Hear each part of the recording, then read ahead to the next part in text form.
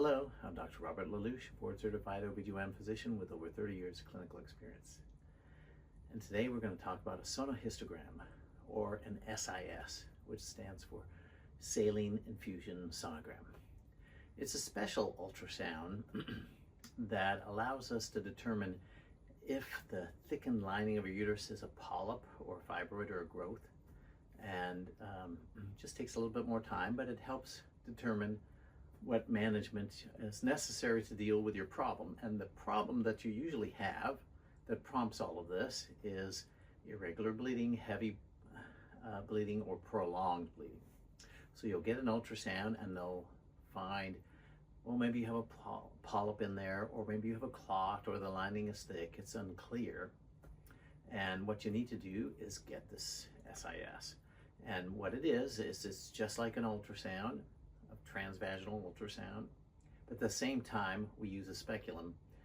So sorry if we add more to the effort. So basically your physician will come in, use a speculum like a pap smear, and put a little tube that goes through your cervix inside your uterus. Then they'll take the speculum out, leaving the tube there, put the transvaginal ultrasound in, and then we slowly fill your uterus with some saline, some fluid that expands the lining of your cavity, and it will show whether or not there is a growth or polyp. If it's just blood, it'll kind of wash away. It can cramp a little bit, but not too bad. It is a little bit messy because some of the water leaks out, but it's generally not much different than the ultrasound. If you do have a polyp or a fibroid, then you'll need a hysteroscopy, D&C, with removal of the polyp.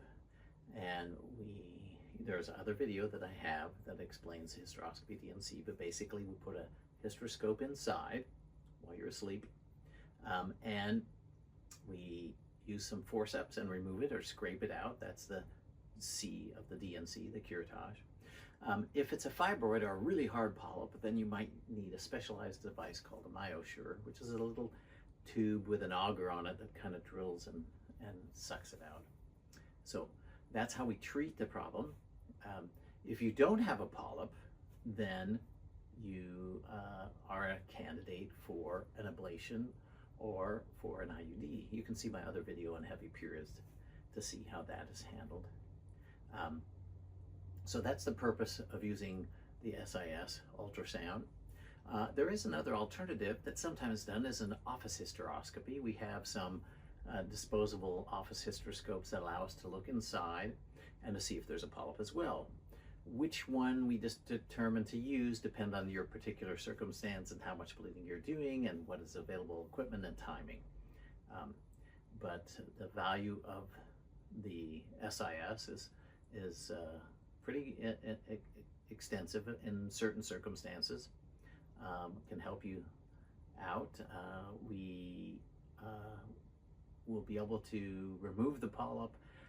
Unfortunately now you can't, if you get the polyp out, you normally can't get the ablation afterwards at the same time because the polyp removal may be enough to solve your problem, so insurance is no longer allow that, even though it may be that you have to get another procedure later if removing the polyp is enough to solve your problem, but usually it does.